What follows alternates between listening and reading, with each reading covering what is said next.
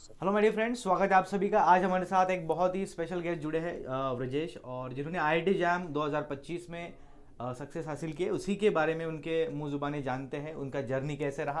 तो चलिए वीडियो की शुरुआत करते हैं। सबसे पहले बहुत बहुत स्वागत है ब्रजेश आपका हमारे चैनल पे। Thank you sir. चलिए हमें बताइए, हमारे व्यूवर्स को बताइए, जब आपको पता चला आपने क्वालिफाई किया है और इस बार 2025 में कैसा फीलिंग रहा आपका, क्या रिएक्शन था आपका? हम्म, बहुत अच्छा लगा कि एग्जाम क्लियर कर लिया। और आपका पेरेंट्स का कैसा रिएक्शन था? कैसे बताऊँ, बिकॉज आपकी इतनी मेहनत है बहुत उसके ही अच्छा पीछे। मतलब। हम्म, मेरे पापा पास में तो नहीं थे जब उनको मैंने कॉल किया तो बताया, तो फिर उनको बहुत अच्छा लगा कि ठीक है एग्जाम क्लियर कर लिया आपने। चलिए आज हम आपके जर्नी के बारे में जानेंगे, हमारे व्यूवर्स डेफिनेटली इससे मोटिवेट होंगे। तो बताइए आपकी प्रिपरेशन जर्नी किधर से हुई, कैसे पता चला आपका आईआईटी जैम के एग्ज़ाम के बारे में, कैसे आपने शुरुआत की पढ़ाई की? हमारे व्यूवर्स को ज़रा इसके बारे में जानकारी दीजिए। मेरे को मेरे फ्रेंड ने बताया था कि आईएफएस नाम का इंस्टीट्यूट है, तो वहाँ से उसी ने मेरे को कोर्स दिलाया था। बाद में 10 जुलाई को मैंने कोर्स परचेज किया था हम्म। और 5-6 महीने प्रिपरेशन की थी और बाद में एग्जाम क्लियर कर दिया। ऑलराइट। तो हमें बताइए अपने, मतलब आपका जो चैलेंजिंग सब्जेक्ट कौन सा लगा, ऐसा कौन सा सब्जेक्ट आपको जिसने सच में आपका पोटेंशियल टेस्ट किया? ऐसा कोई सब्जेक्ट था डिफ़िकल्ट आपको लगा, सच में इसमें थोड़ा आपको टाइम लगा, ऐसा कोई सब्जेक्ट? Real analysis. अच्छा, रियल में थोड़ा टाइम लगा। रियल में एक्चुअली टाइम देखिए, लगा वो। वास्ट सब्जेक्ट है। तो इसमें क्या चैलेंजिंग लगा, बिकॉज बहुत सारे टॉपिक्स है उसमें पढ़ने जैसे। तो वो उसमें रियल में क्या आपको क्या चैलेंजिंग लगा? रियल तो सर मेरे को मतलब कम ही समझ में आया वो सारे मतलब। चलो, ऐसा कौन सा कैसे सब्जेक्ट था बताऊं फिर? आपको? आप बताइए, ऐसा कौन सा सब्जेक्ट था जो आपको बहुत पसंद था, दिल के करीब था, और उसको करके आप अच्छा फील करते थे, ऐसा कोई सब्जेक्ट रहा? OD OD IC group theory ये तो सारे मतलब अच्छा, फेवरेट है। ओडीआईसी ग्रुप थ्योरी। ओडी में देखिए बच्चों, कैलकुलेटिव पार्ट रहता है, आपको ज़्यादा दिमाग नहीं लगाना होता है। अगर आपको फॉर्मूलाज वगैरह पता है, सॉल्यूशन निकालना आता है ओडी के, तो आपको ओडी ज़रूर आसान जाता है। ग्रुप थ्योरी आपको कैसा लगता था? ग्रुप थ्योरी ठीक थी। ग्रुप थ्योरी भी अच्छा लगता था, और चलिए। हाँ, गौरव सर ने पढ़ाया था। अच्छा, तो मेरा नेक्स्ट सवाल आपके लिए, ब्रजेश, आईआईटी जैम की जो प्रिपरेशन है, सच में थोड़ा मैथमेटिक्स में भी स्पेशली थोड़ा सेचुरेशन हो जाता है ना, बिकॉज मैथ्स करते सॉल्व करते रहना, अभी बाकी सब्जेक्ट में थोड़ा थियरी भी आता है ज़्यादा, बट मैथ्स में हमें कंटिन्यूसली सॉल्व करना रहता है। तो एक सेचुरेशन आता है, तो आपने कैसे उस सेचुरेशन फेज को ओवरकम किया? वो तो सर मतलब हमारे आईएफएस के स्टूडेंट का मतलब ग्रुप भी बना हुआ था अच्छा, ग्रुप। व्हाट्सएप पे। तब जो भी हमारी प्रॉब्लम आती तो हम ग्रुप में भी सॉल्व कर लेते थे ऐसे मतलब। और मेरे फ्रेंड्स भी थे जैसे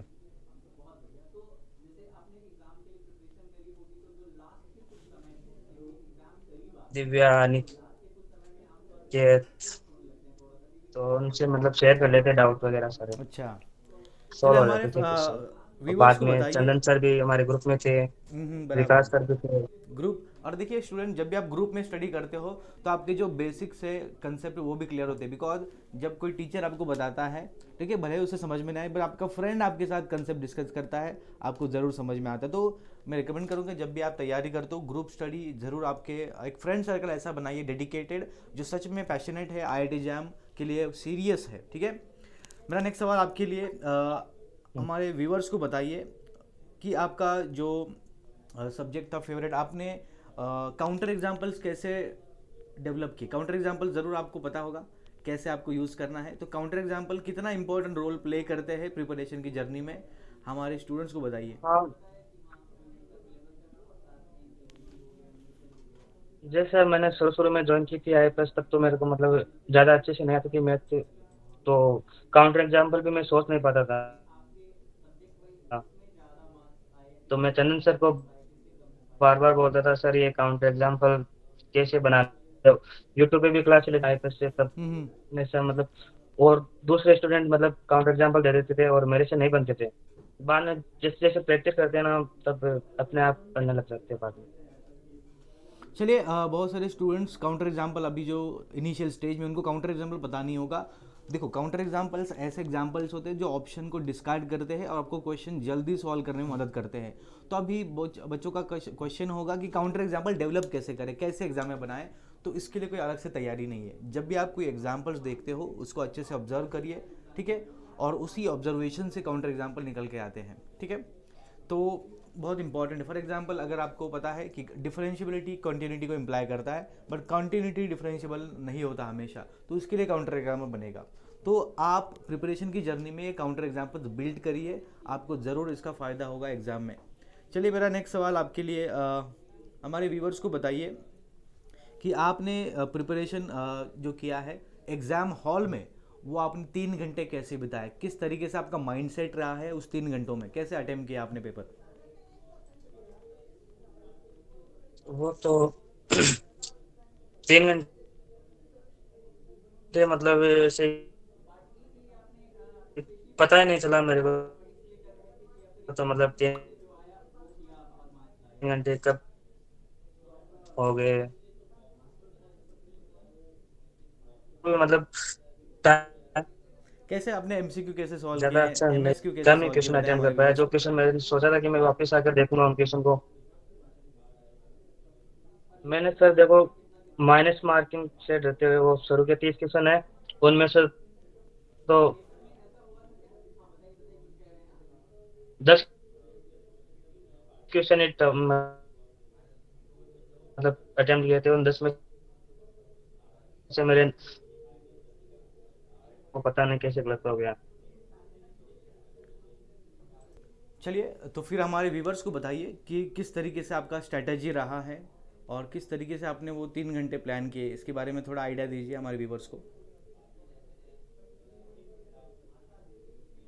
सर उन 3 घंटों में तो मतलब मैनेज करना बहुत मुश्किल रहता है वैसे तो। बराबर है। 3 घंटे मतलब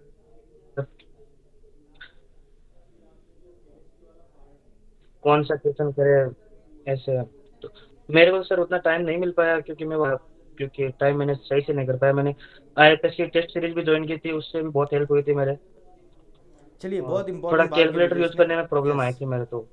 टेस्ट सीरीज तो मॉक टेस्ट एक लगाना, टेस्ट मिनट। सीरीज लगाना कितना इंपॉर्टेंट है स्टूडेंट्स के लिए before going to the exam. Mock test का इंपॉर्टेंस बताओ ज़रा हमारे व्यूवर्स को।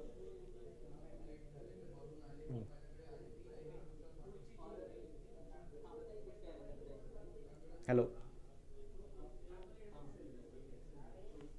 Can you hear me Brajesh. तो हमारे व्यूवर्स को बताइए मॉक टेस्ट लगाना एग्जाम कितना उसी टाइप रहते हैं इंपॉर्टेंट है। वैसे। मॉक टेस्ट सर बहुत जरूरी है एग्जाम देने के लिए, उससे पता चल जाता है कि मतलब टाइम भी मैनेज कर लेते हैं बाद में, हर चीज हो जाता है उससे।